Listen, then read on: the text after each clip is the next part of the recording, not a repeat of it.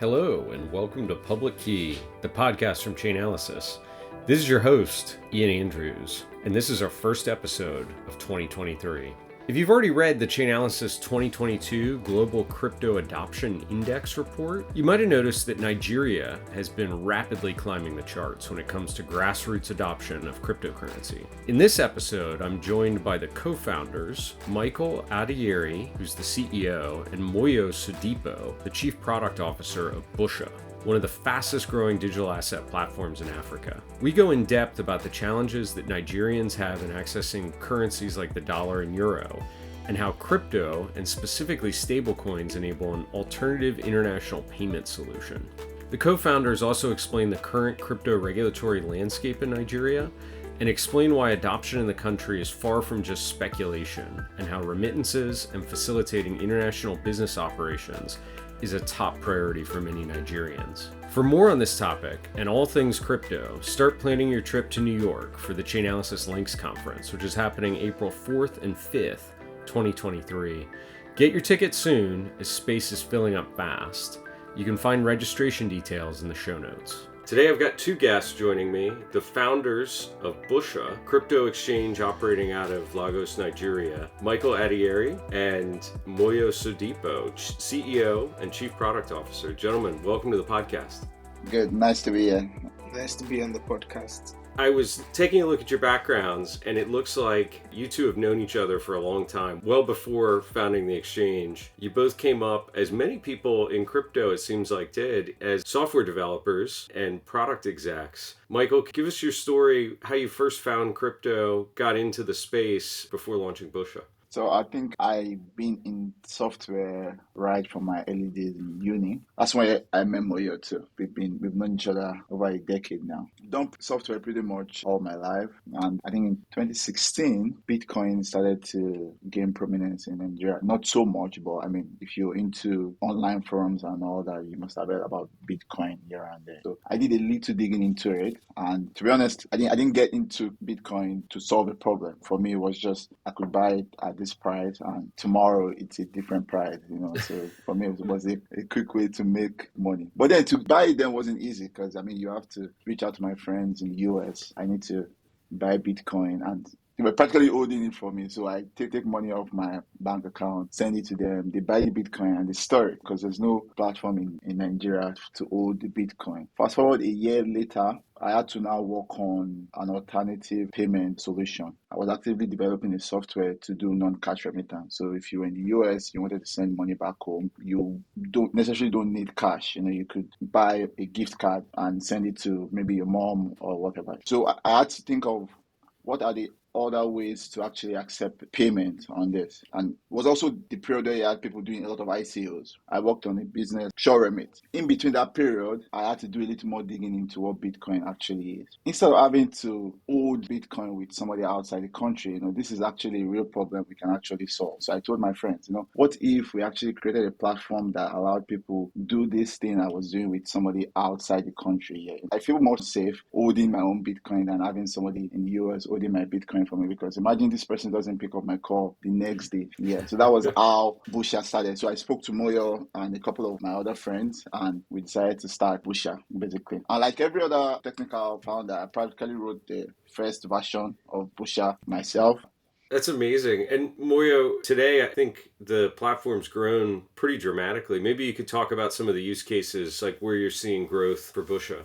Starting out, our first iteration or our first app went live in February 2019 after close to a year of working on the product. And one thing for us in Busha is that from day one, we've always placed a lot of emphasis on, we've always been customer centric. So a lot of products that we push out to the public is usually based on customer feedback, based on the kind of use cases that we see, the kind of adoption that we see. And one thing that we've noticed over the years is that as time evolves, our customers evolve as well. So So customers always want the platform that listens to them, and that's what made us introduce products like Busha Spend, for example. Busha Spend is something that came out of the necessity to make it easier for our customers to apply cryptocurrency to their everyday lives. So we have customers that are trying to make withdrawals because they're trying to pay for airtime, or they're trying to make withdrawals because they're trying to subscribe for data on their mobile devices or in their homes. We have instances where a customer tells you, I'm trying to make this withdrawal because I'm trying to pay for groceries at the store. These are some of the things that made us realize that there's no need for people to go from crypto to fiat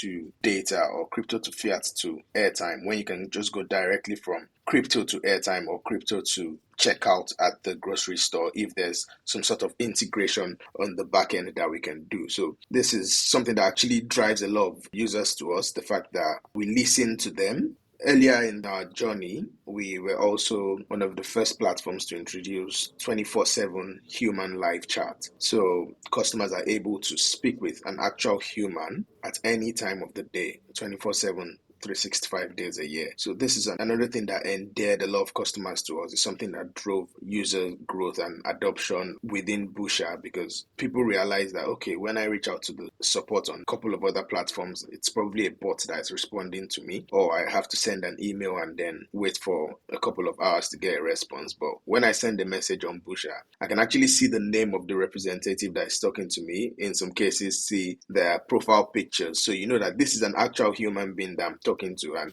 that concierge service, that VIP service, is something that a lot of Nigerian customers like. They like it when they have that feeling that someone is hand-holding them throughout the process. And this is something that we put into consideration in everything that we do. For example, if you open the application today, for you to buy or sell cryptocurrency, which is the native use case of the app before we started expanding to other use cases of cryptocurrency, you just need to make maybe 5-6 clicks from when you open the application up until when you complete your first purchase. So those little things, those little details are things that just make the experience better for the customer and increases adoption. That's amazing. We've come a long way from Michael's story about needing to send money to his friends in the US in order to buy Bitcoin back in 2016. I'm curious, the integration with the banking system. Like, one of the friction points, I think, around the world when it comes to crypto is the fiat on-ramp, off-ramp. What's your relationship with the banking system? Is it easy if I have a bank account to turn fiat currency into crypto or transfer it into the exchange? At the beginning, that was the selling point of Busha. You could go from crypto to your bank, and you could go from your bank to crypto using debit cards. That was the selling point. And at the beginning, we had free access to banking tools. We could work with banks and payment platforms. Fortunately, that was when payment platforms were on the rise too in Nigeria. You had Paystack and you had Flutterwave. So it was very easy to just do that. But at the moment, it's totally different. Like, the CBN has restricted all forms of interaction between crypto companies and the bank, which meant we had to innovate. People are not going to stop trading crypto because the central bank has said crypto companies shouldn't work with banks, so we had to look for alternative. We came up with something we now call Busha Connect. It's a peer-to-peer platform that allows individuals to deposit and take money off Busha without Busha getting involved. So we have agents, you have like cash agents, and you have customers who want to get money. So you have cash agents take cash on your behalf outside the platform, and you get credited on the platform. If customers want to withdraw also, the agent credit the customers and they take money off the customers on the platform. It was slow at the beginning, but people got used to it. And you have a lot of people copying the same system now. You have last week or 2 weeks ago, Binance in Nigeria launched something similar to Busha Connect. We've had that for over a year or two now. And I understand why the bank might be wary of interacting with crypto in terms of moving money illegally, money laundering and all that. But one thing we've realized is even if you can do all this same thing with fiat itself, banks working together with crypto companies is still the way forward. We have a robust KYC solution, which is one of the reasons why we came to Chainalysis. We are always looking at how can we improve our KYC, our AML transparency tools, and we ended up at Chainalysis now. We are seeing way more result than we even anticipated, So if there's a bad guy on the loose and banks are looking for this person, it's easier to come to this crypto exchange. How can we locate this person that received money on this same address? We have this person's full name, address, IDs and all that. So we already do all these things that we think can be used to track down any bad actor on the platform. I think that's the misunderstanding that so many people have about crypto, is that it's untraceable and anonymous. But when we have exchanges like Busha, who's collecting the full know your customer information, Yeah. and you've got tools like Chainalysis, so you can trace flow of funds and source of funds and all the other entities you're interacting with across the blockchain, it's actually probably the worst place to try and launder money. Yeah. Exactly. I mean, we collect almost the same, if not more, things Than what traditional banks collect. Yeah, you have to do a video and raise a card and like, oh, I'm withdrawing this is so amount on Busha. I mean, the bank will even ask you to do that.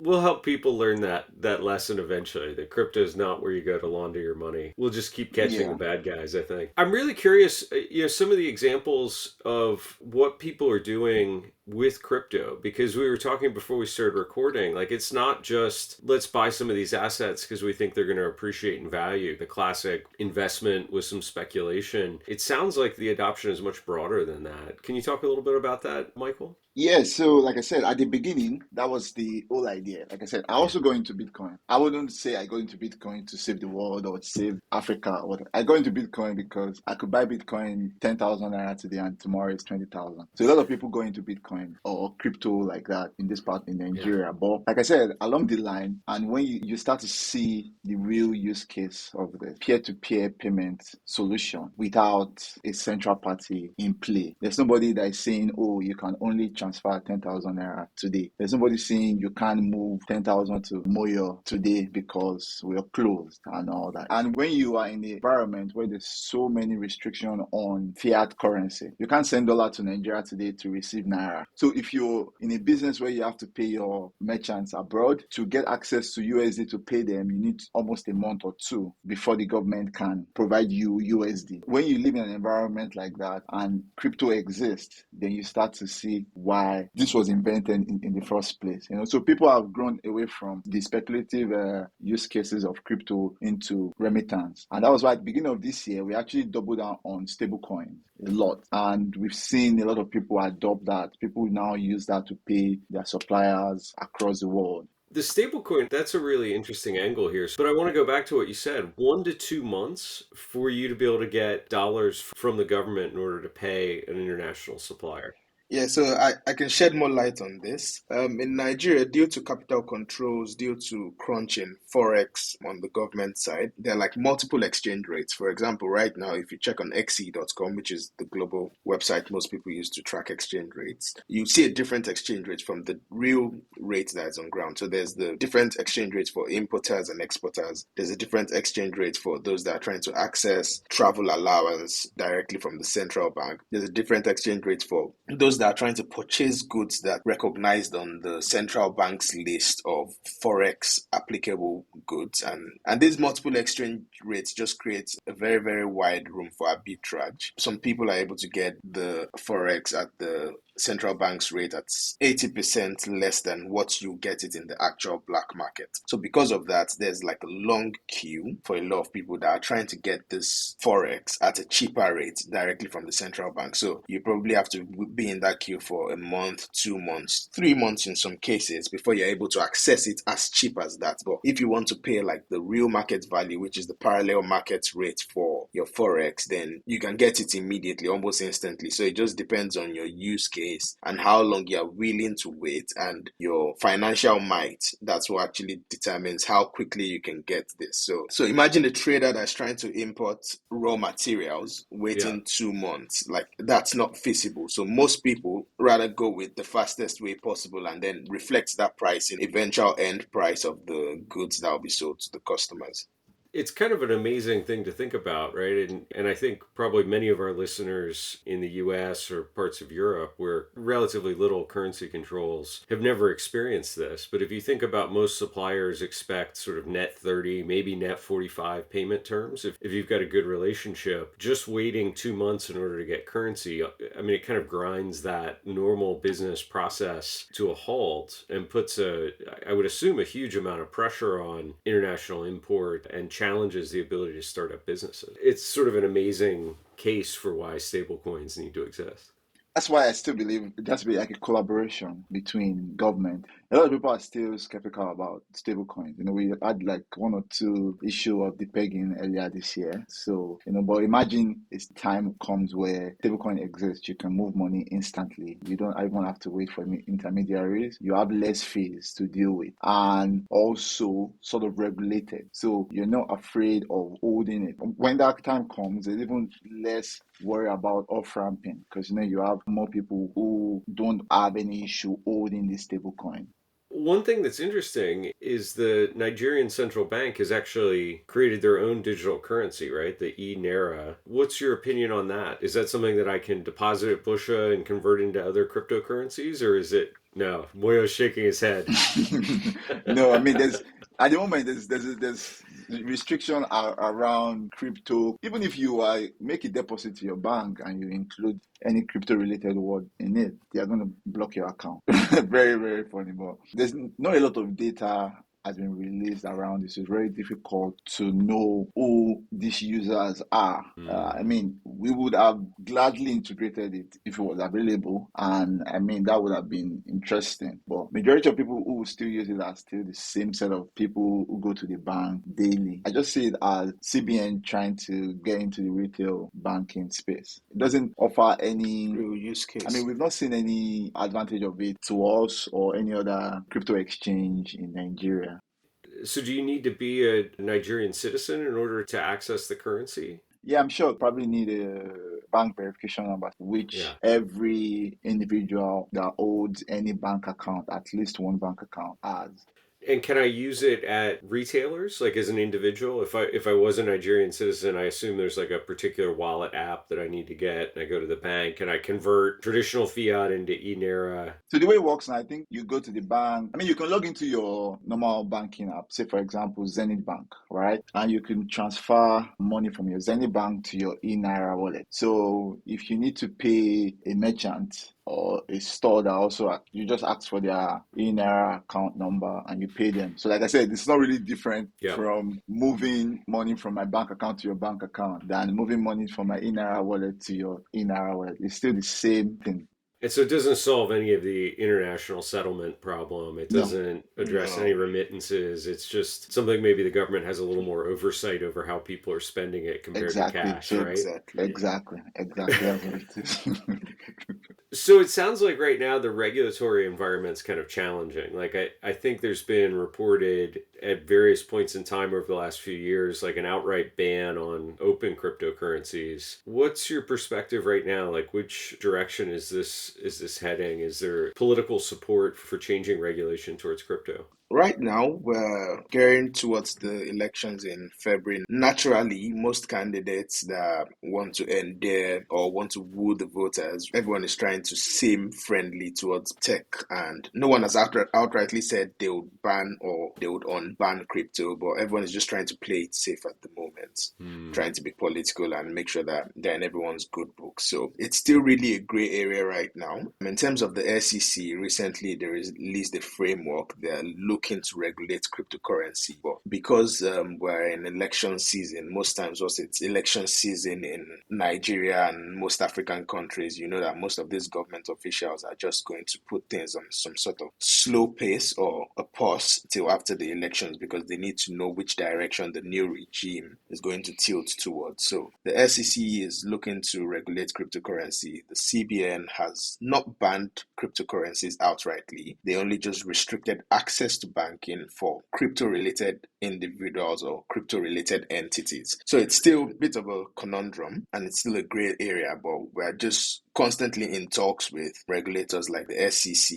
talks with other law enforcement like the NFIU who monitor transactions in Nigeria, in talks with law enforcement like the EFCC. So we're just sort of self-regulated, and that's why we have partners like Chainalysis as well, so that whenever the SEC or any regulator is ready to come on board with cryptocurrency, we know that we've been properly prepared from day one, compliance-wise, AML-wise, and we can also educate them and let them know that, look, even though we were not regulated, we regulated ourselves and we had these systems in place from day one. The same kind of KYC that you would use to open a bank account in Nigeria today, that's the same kind of KYC that you use to open a Busha account today. If a transaction is broadcasted on the blockchain, no one can go there to modify it. So if you ask me about a transaction from the year 2019 right now, it's easy for me to go on the blockchain and show you that this is the amount that was transacted, this is where it was sent from. With more analysis, with integrations that we have, we can show you where this thing was sent from,